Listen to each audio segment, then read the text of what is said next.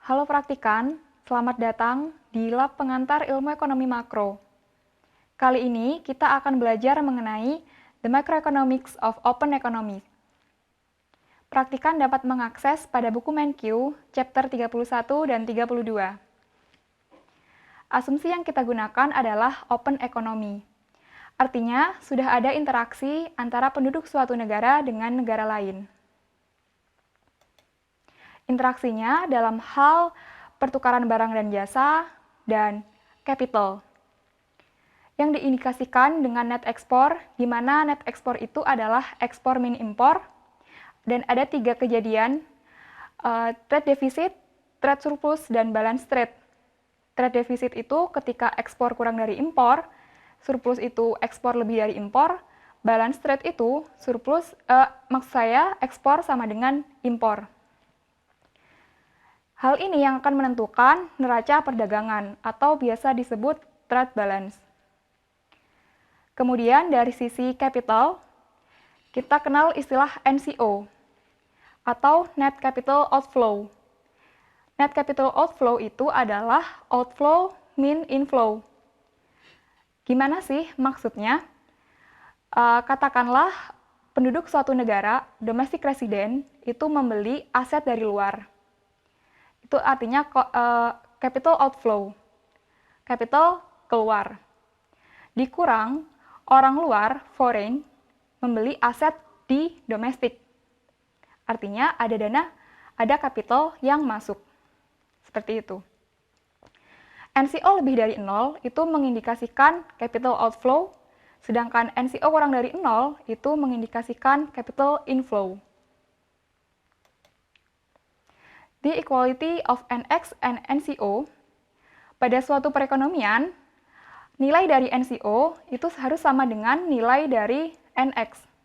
Mengapa demikian? Kita ambil contoh di sini. Ketika ada orang asing, katakanlah misalkan orang Jerman membeli barang di US.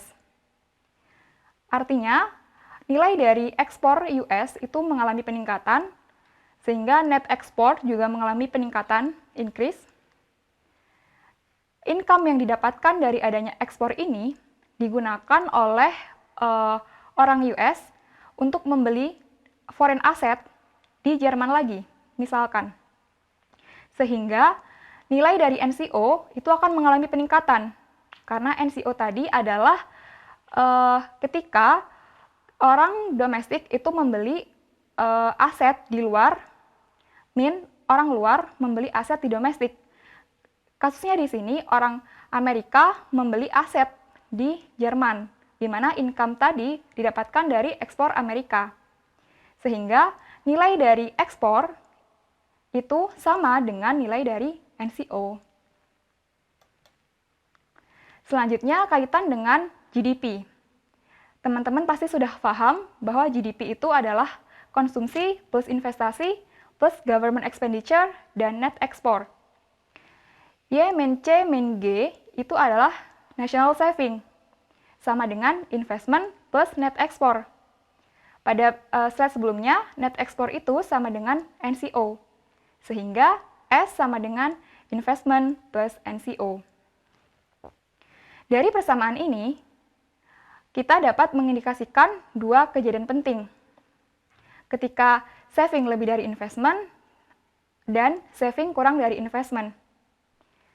Artinya di sini, ketika saving itu lebih dari investment, masih ada sisa dana di sini yang bisa digunakan untuk membeli foreign asset. Artinya NCO-nya positif. Namun, ketika saving-nya itu kurang dari investment, NCO-nya itu negatif. Karena harus sama ya, S sama dengan I plus NCO. S-nya kurang dari investment, otomatis nilai dari si NCO itu harus negatif agar nilai dari sisi kiri sama dengan sisi kanan. Dan dari persamaan ini kita juga dapat menyimpulkan ketika suatu negara punya saving, negara tersebut bisa memilih untuk melakukan domestic investment lebih banyak ataupun NCO yang lebih banyak, melakukan penanaman di negara lain yang lebih banyak gitu. Ini adalah summary-nya. ketika trade deficit, balance trade, dan trade surplus. Ekspor kurang dari impor, otomatis net ekspornya kurang dari 0, dan income itu kurang dari domestic expenditure. C plus I plus G itu domestic expenditure. Saving kurang dari investment, sehingga net capital outflow itu kurang dari 0. Ketika trade surplus, ekspor lebih dari impor, sehingga net ekspornya otomatis lebih dari 0, income di negara tersebut melebihi dari expenditure-nya, domestic expenditure. Kan di sini masih ada net ekspornya positif. Sehingga saving itu lebih dari investment. Saving lebih dari investment, makanya ada sisa dana yang bisa digunakan untuk melakukan penanaman di negara lain, penanaman modal di negara lain. Net capital outflow otomatis lebih dari 0. Sekarang mengenai nominal and real exchange rate. Nominal exchange rate adalah nilai suatu mata uang jika dibandingkan dengan mata uang negara lain. Di sini ada dua pendekatan yang berbeda. Di sini per domestic currency, di sini per foreign currency. Nanti kita akan melihat perbedaannya. Nah, ada istilah apresiasi dan istilah depresiasi. Istilah apresiasi ini misalkan rupiah menguat terhadap dolar. Depresiasi sebaliknya, rupiah melemah terhadap dolar. Misalkan saya kasih contoh, menggunakan pendekatan yang ini, foreign per domestic, karena di buku Menkyu itu yang digunakan adalah pendekatan ini. Misalkan 1 rupiah sama dengan 14 dolar, kemudian selang beberapa saat 1 rupiah sama dengan 15 dolar, misalkan ya. Hal itu mengindikasikan adanya apresiasi mata uang rupiah, karena 1 rupiah bisa membeli lebih banyak dolar. Berbeda dengan pendekatan ini. Ini per foreign. 1 dolar misalkan. 1 dolar sama dengan 14 rupiah. Lalu berubah seiring beberapa saat, seiring beberapa waktu, berubah menjadi 15.000. Itu bukan apresiasi, tapi depresiasi. Karena 1 dolar bisa membeli lebih banyak rupiah, dolarnya yang menguat, rupiahnya melemah. Seperti itu. Real exchange rate.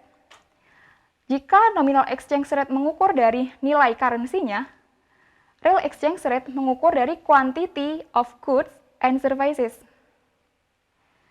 Real exchange rate dihitung dari nominal exchange rate kali price domestic per price foreign. Dan hasilnya yang didapat nanti adalah jumlah dari barang dan jasanya. Selanjutnya mengenai Purchasing Power Parity atau disingkat PPP. Teori PPP ini adalah salah satu teori dari exchange rate yang mengatakan bahwa dengan jumlah mata uang yang sama bisa membeli barang di negara lain dengan jumlah kuantitas yang sama. Bingung nggak? Seperti ini. Misalkan saya punya 12 juta. Saya beli sepatu di Malaysia 2 sepatu, di Singapura 2 sepatu. Itu harganya sama. Saya mendapatkan 2 sepatu di Malaysia dan 2 sepatu di Singapura. Saya mendapatkan kuantitas yang sama. Nah, dari PPP itu ada yang mengatakan teorinya law of one price. Jadi teori satu harga. Harganya sama di berbagai negara. PPP ini digunakan untuk menghitung nominal exchange rate. Nominal exchange rate sendiri dihitung dari perbandingan price foreign per price domestic. Lalu poin selanjutnya mengenai perbedaan inflasi di berbagai negara.